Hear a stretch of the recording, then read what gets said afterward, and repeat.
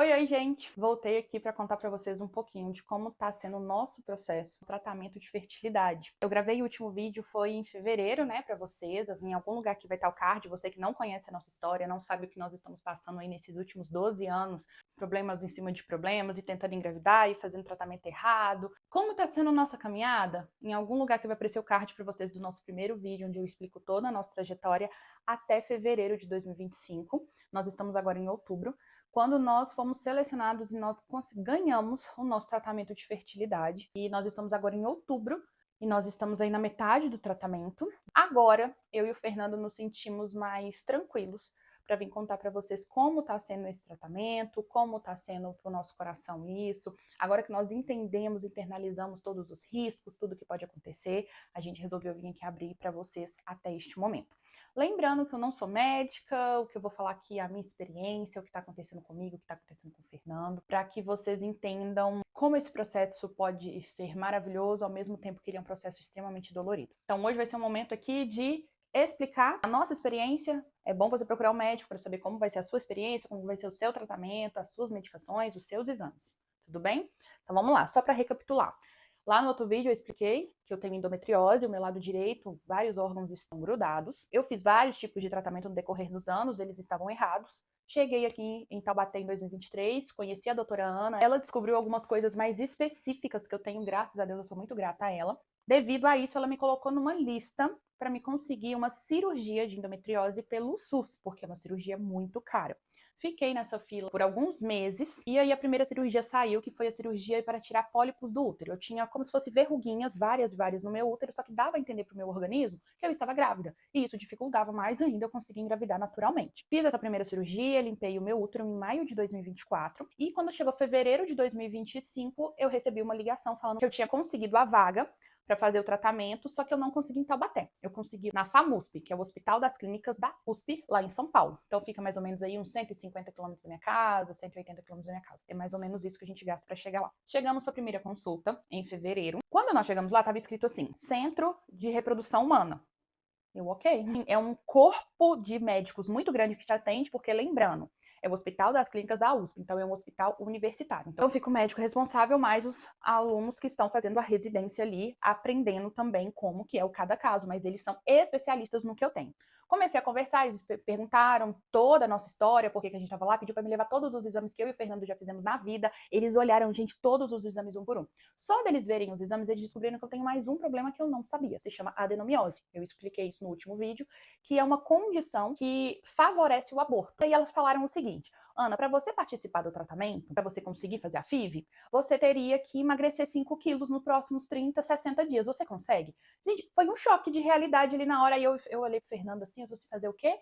Aí ela, pra você poder fazer a FIV. Eu, como assim? Não, moça, é porque eu tô aqui para fazer a cirurgia da endometriose. Ela falou assim: não, mas você não vai querer fazer a FIV? Gente, eu conto e eu tô rindo porque foi assim que aconteceu. Eu não tinha entendido o que tinha acontecido. E aí eu fui e falei assim: moça, me perdoa. É que eu vim aqui porque eu tava numa lista de espera pra fazer a cirurgia. Onde eu tô? Aí ela, você tá no Centro de Reprodução Humana da USP. Eu tô assim: não, eu li isso na placa. O que isso significa? Ela tá assim: você saiu na vaga pra você fazer uma FIV. Aí eu tô assim: FIV? Fertilidade in vitro pra poder fazer inseminação artificial? Ela é. Eu tô assim: moça, mas eu não me inscrevi pra isso. Não, gente, entendam que eu não tava rejeitando, mas eu tava muito chocada, gente. FIV, eu tô falando que custa, não sei, quantos mil reais que custam, 20, 30, 40, vai saber quantos mil reais que custa. E ela tava falando pra mim numa tranquilidade, tipo, você não sabe onde você tá, moça? E eu olhava pro Fernando, o quê? Aí ela assim, moça, você tá no Centro de Reprodução Humana da USP. O seu nome foi indicado aqui pra gente, saiu a sua vaga para você fazer todo o tratamento de fertilidade. O tratamento de fertilidade, ele inclui você fazer a FIV, você fazer todo esse tratamento e depois você fazer a sua cirurgia. Você quer? Eu não acreditava no milagre, de verdade. Eu não conseguia acreditar que eu estava ganhando a oportunidade de fazer uma FIV. Porque eu e o Fernando, gente, nós já tínhamos desistido de engravidar naturalmente devido a todos os exames mostravam que era ínfima a nossa porcentagem, né, de poder. Era um milagre mesmo do Senhor nós podermos engravidar naturalmente. E ali surgiu uma oportunidade. O que eu pensei? Que eu ia poder fazer a cirurgia e depois eu ia poder fazer a FIV, ia ser tudo lindo e maravilhoso. E ela furou o meu balãozinho. Ela explicou o seguinte: Ana, os seus exames mostram que o seu lado direito tá muito grudado. Tanto é, gente, que até hoje eles não encontraram as minhas trompas. Eu tô esperando para fazer um exame Esterossalpingografia. Gente, de tanto que eu já falei, eu consegui falar esse nome. Eu tô esperando fazer esse exame, que ele é específico para encontrar, porque a minha trompa aqui, ninguém tá encontrando onde ela tá de tão grudada. Ela falou assim, se nós fizermos primeiro a cirurgia, você corre o risco muito grande de perder o seu útero, porque qualquer coisinha que eles, na hora da raspagem, errar, você pode perder o seu ovário, você pode perder o seu útero, porque tá tudo muito grudado. Já que você saiu para você poder fazer o tratamento de fertilidade, você não prefere primeiro fazer o tratamento, engravidar, amamentar, quando terminar tudo você vem e faz a cirurgia? Eu confesso que na primeira hora eu pensei assim, nossa gente, eu vou continuar com dor. Gente, vocês não têm ideia da dor que eu sinto. Só quem tem esse tipo de dor entende o que eu tô falando. Mas o Fernando olhou pra mim na hora e falou assim, você que vai decidir, é você que sente dor. Eu não sabia direito o que pensar, confesso. Mas eu falei assim, não, moça, se Deus me deu a oportunidade de ter esse filho, de fazer a inseminação, vou tentar primeiro, continuo com a dor, e depois eu venho e faço a cirurgia. Ela, ok, mas nós temos mais um problema. Para você conseguir fazer isso, devido você ter adenomiose, o risco de você abortar é muito grande. E aqui com a FIV, você pode engravidar de 1, de 2, 3, 4 crianças. Então, nós precisamos que você emagreça para que o seu IMC caia, para que você possa começar o tratamento. Sem emagrecer, você não pode começar. Só que lá parece que é 30 dias para emagrecer. Acho que a moça gostou de mim. Ela foi e falou assim: você consegue emagrecer isso em 2 meses, em 60 dias? Eu falei assim: posso. Gente, dentro de mim eu tô assim, meu Deus, meu Deus, meu Deus, o que eu vou fazer, o que eu vou fazer? Porque eu tava totalmente travada no meu emagrecimento. Vocês que me acompanham estavam vendo. Falei assim, não, moça, pode me marcar que eu vou emagrecer. Saí de lá com uma data marcada para voltar em abril. Eu confesso que não foi nada fácil. Os primeiros dias eu tava assim, totalmente travada. Eu chorava muito porque eu tava me sentindo totalmente sobrecarregada. A nossa mente nos burla muito. Porque na minha cabeça assim, nossa, eu tenho dor. Eu não consigo ir direito na academia devido à quantidade de dor. Meus treinos, dependendo da semana, eu não consigo. Na outra semana, evoluir. E na outra evoluir mais, na outra evoluir mais. Não, eu só vou regredindo devido à dor e eu volto pro início. E a minha mente me burlava muito assim, não, agora eu tenho que emagrecer, agora eu tenho que fazer isso. Eu ficava assim, ai, porque tudo é comigo. E foram momentos bem tensos para mim. Só que eu percebi ao longo dos dias, e eu contei isso no último vídeo, como que as pessoas se juntaram para me ajudar. A minha irmã me deu um curso de jejum intermitente, para que eu aprendesse a fazer jejum intermitente e destravasse. Comecei a fazer processos para desinflamar. Um personal da minha igreja começou a me dar dicas de como fazer para eu entrar em déficit calórico. E eu fui. Comecei, fiz uma viagem de 30 dias para Campo Grande, gente. Eu e minha irmã não estava tendo como ir na academia, corri todos os dias. E assim, super focada. Quando eu cheguei no dia de ir, eu chorei muito. Eu tava muito ansiosa. Eu não dormi na noite anterior porque eu tava com muito medo de na balança dar alguma coisa errada. Eu tava me sentindo. Tudo dependia de mim. Se não desse certo, a culpa era minha. A nossa cabeça nos burla. Por isso que nós demoramos, eu e o Fernando, tantos meses para falar mais sobre isso, devido à sensibilidade do momento. E você que tá passando por esse momento de tentante, esse momento talvez de FIV, nós ficamos muito sensíveis. Não, e é normal, gente. Nós somos humanos, isso é normal. Chegando lá, antes de me levarem para qualquer lugar, me levaram direto para balança. Direto. Eles não mal falam um oi com a gente, levam você direto para balança, senão você não pode nem continuar para ir lá conversar com o médico. Na hora que eu pesei, eu tinha perdido 6,2 kg. Naquela hora, a lágrima escorreu. Na balança mesmo, a lágrima escorreu, saiu um peso assim das minhas costas. A moça percebeu e ela me deu um abraço, a médica, a enfermeira, eu não sei se ela é médica ou se ela é enfermeira, ela me deu um abraço e ela, parabéns, você conseguiu! E eu comecei a chorar. Obrigada, moça, obrigada, eu consegui. Aí ela, mas eu te falei que você ia conseguir, parabéns, parabéns, ok. A partir daquele momento, estávamos dentro do programa, então ela começou explicando o seguinte, a primeira coisa que eu precisava fazer era continuar emagrecendo, porque todas as vezes que eu fosse lá, eu ia ter que pesar, e tudo que eu emagrecesse até eu engravidar, quando eu engordasse durante a gestação, seria bom, porque eu meio que engordaria o que eu perdi, então diminuiria o risco de aborto. Tópico 1, ok. A segunda parte, ela explicou assim, que eles iriam olhar quantos folículos eu tinha dentro dos meus ovários, e que depois que eles olhassem quantos folículos nós tínhamos, eles iriam colocar isso no sistema e nós iríamos iniciar o processo. O processo começa primeiro com a entrevista com a psicóloga e com a assistente social. Não sabemos quantas sessões são, porque depende de como o casal se sai, pode ser uma sessão junta, pode ser sessões individuais, e ela explicando no dia. Só depois que o psicólogo e a assistente social dessem alta que nós iríamos passar para a parte de exames. Nós faríamos exames de sangue, exames físicos, exames hormonais, tanto eu quanto o Fernando. Gente, todos os exames que nós fazemos para FIV são bem diretos, tá? Tanto masculino quanto feminino, tanto dos homens quanto das mulheres, são exames assim. É isso aí. Você tem que simplesmente deixar a maré seguir, senão você fica doido. Depois que nós tivéssemos alta disso, que nós passaríamos para a parte de injeção. Então eu começaria a tomar injeção na barriga, injeção de hormônios, toda aquela bomba lá hormonal para que amadurecesse os óvulos, fariam a aspiração desses óvulos junto com a coleta do espermatozoide, fariam a inseminação, congelariam os óvulos, mas marcaria o dia para poder fazer o implante, né? Realmente o implante direto no meu útero. Depois disso, eu faria vários exames até saber se estava tudo bem. Passaria a fazer todo o meu pré-natal lá, por ser uma gravidez de risco, e eles seriam os especialistas em implante. Então, eu faria todo o meu pré-natal lá, inclusive o meu parto vai ser em São Paulo, lá na FAMUSP. Seria esse o processo que nós passaríamos. Se fosse tudo perfeito, como nós esperávamos que fosse lá, quando eles explicaram, eles foram organizando datas, setembro eu faria a primeira tentativa de implante. Por quê? Porque além disso tudo, eu e o Fernando temos direito a 3 tentativas, gente. Existem pessoas que pagam particular, que às vezes pagam aí 20, 30 mil por tentativa. E eu e o Fernando temos direito a 3 tentativas. Nos explicaram tudo isso, me colocaram numa outra sala, fiz a minha primeira ultrassom intravaginal lá para já saberem quantos folículos eu tinha. Eles encontraram 5 folículos no meu ovário direito, que é o que tem problema, e 2 folículos no meu ovário esquerdo. Isso já é um problema porque, pela minha idade, eles deveriam encontrar pelo menos 15 ou 20, eu não lembro a conta, e eu só tenho 7.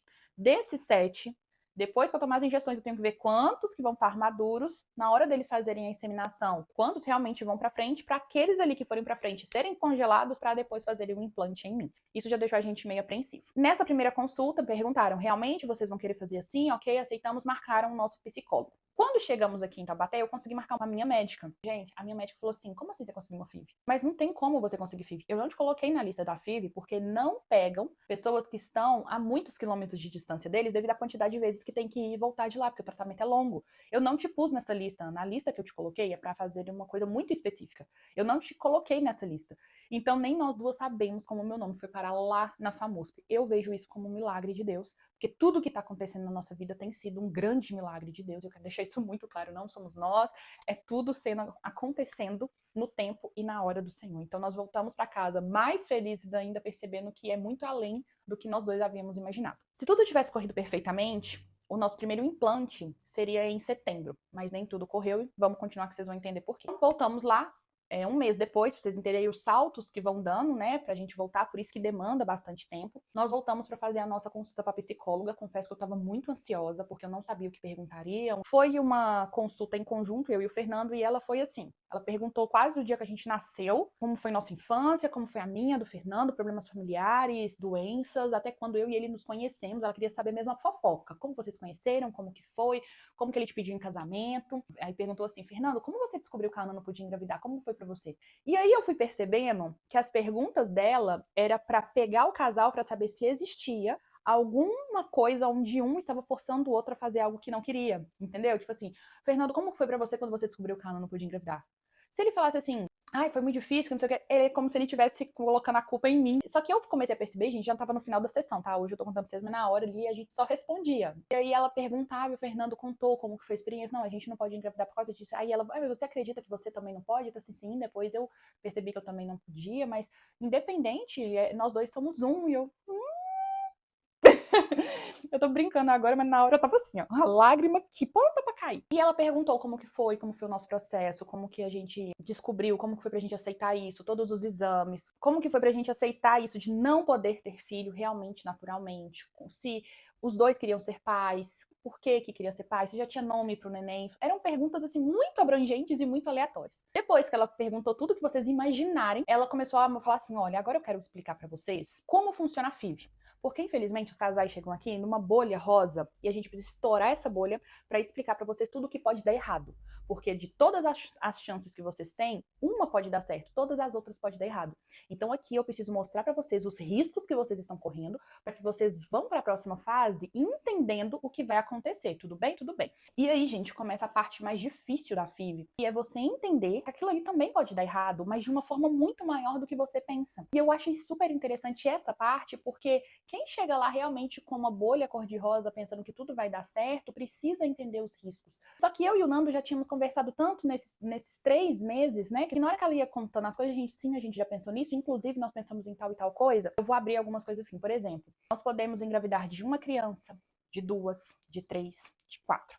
Cada folículo que colocarem na gente pode duplicar. Então, se a gente implanta um, pode virar dois. Planta dois, pode virar quatro. Como um, pode virar três. De vez em quando acontece. Então, vamos supor que implantasse dois e os dois virasse três. Podia vir seis. É raríssimo, tá, gente? Mas assim, pode acontecer. E ela deixa isso claro. Pode acontecer deles implantarem e o folículo não grudar na parede do útero. E eu ter um aborto inicial assim, nem engravidar. Pode acontecer dele grudar, uma semana depois ele soltar.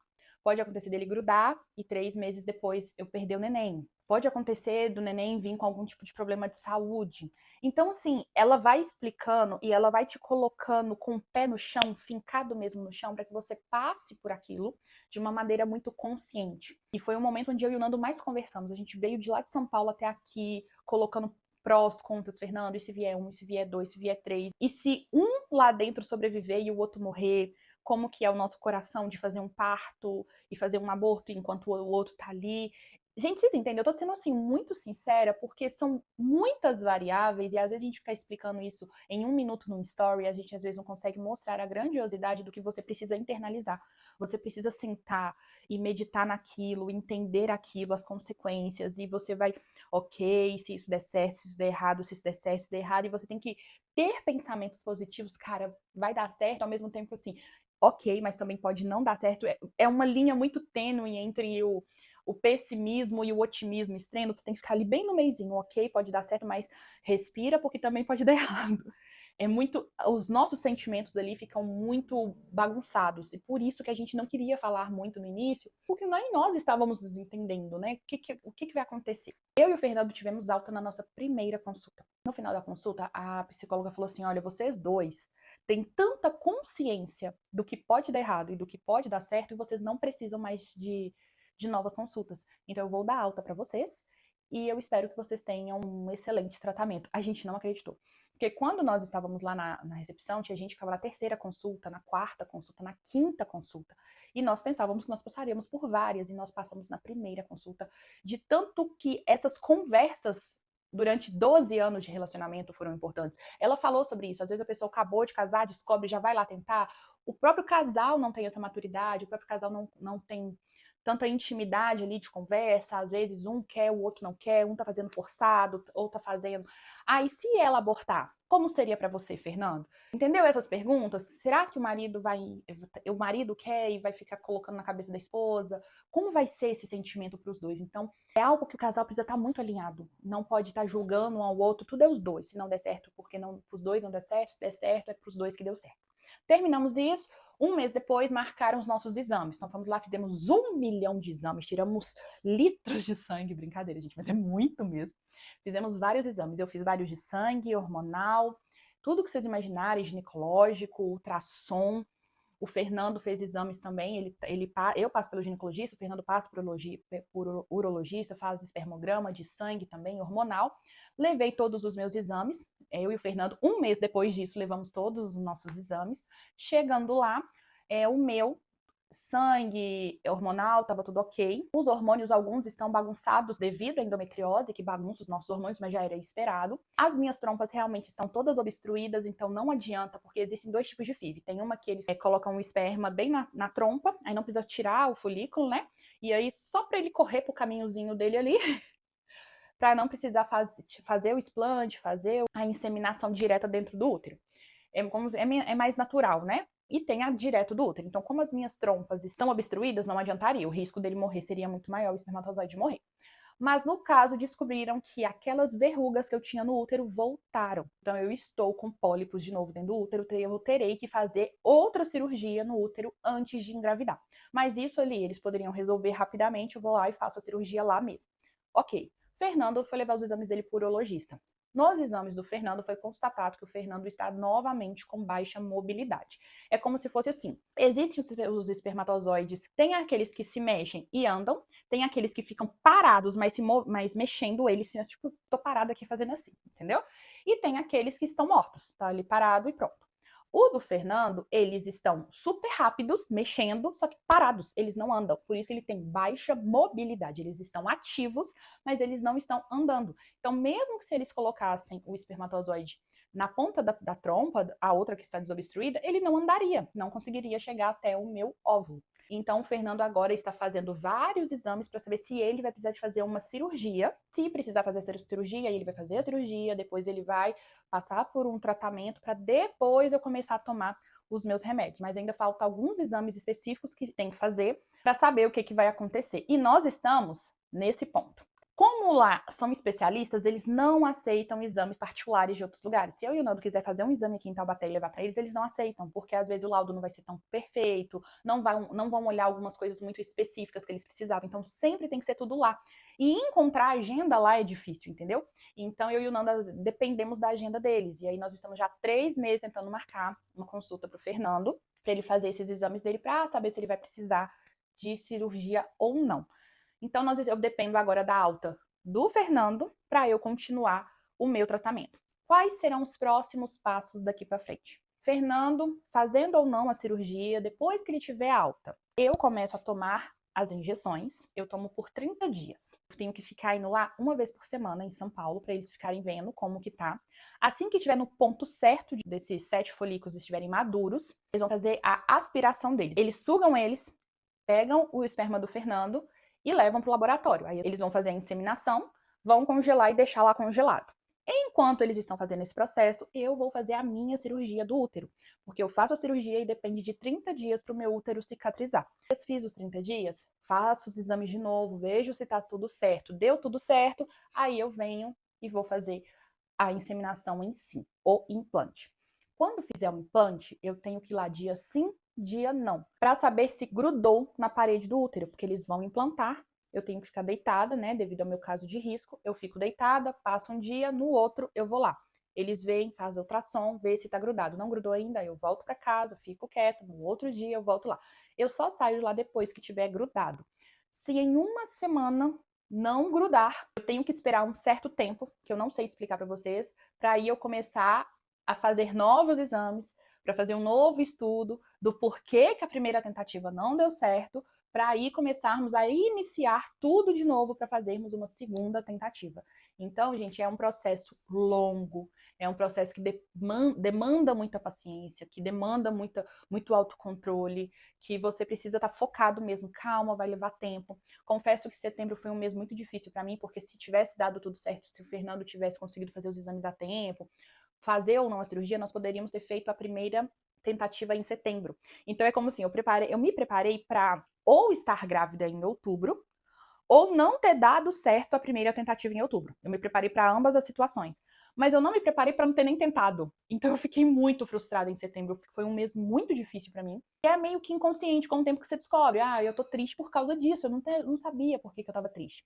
Mas hoje, a nossa experiência está sendo assim. Nós estamos parados, esperando alguns exames do Fernando sair, para assim que ele tiver alta, eu recomeço a minha parte, porque não adianta eu tomar todos os hormônios se o Fernando não tá pronto, a parte dele não tá pronta. Então sempre um depende do outro. Mas de tudo isso que tá acontecendo, eu acho que eu e o Fernando nunca estivemos mais unidos em decisões. Eu percebi o quanto o meu casamento ele é sólido, o quanto eu e meu marido conversamos, como nós aprendemos a conversar ao longo dos anos, que isso é uma construção, isso não é algo que vem de fábrica, tá, gente?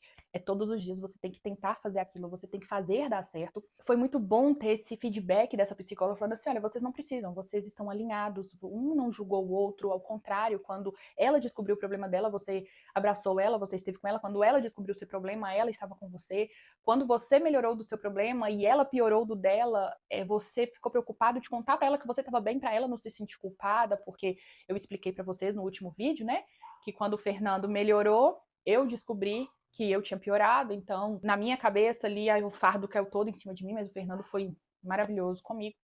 Então existem algumas coisas no decorrer desse processo que é um sonho virando realidade e nós vemos o milagre do Senhor todo acontecendo, mas que nos traz conforto em outras partes também, de ver que nós estamos construindo uma história muito bonita, nós estamos construindo um casamento forte, um casamento com diálogo, sabe? Um casamento que um se preocupa com o outro, que um realmente ama o outro, e nós estamos juntos no sim e no não, nós estamos juntos se nós conseguirmos engravidar ou se nós não conseguirmos engravidar, nós estamos juntos na alegria e na tristeza, no processo, na dieta, na academia, no suar, nós estamos juntos no processo da vida. Então, gente, o resumão da história que tá acontecendo é isso, de fevereiro até outubro. Nós estamos passando por esse processo. Agora, acho que vocês entendem, né, que ele é demorado. Por isso que a gente... Ah, Ana, vocês me mandam na caixinha, Ana, o que que tá acontecendo? Então, assim, gente, estamos na mesma ainda, a gente tá esperando.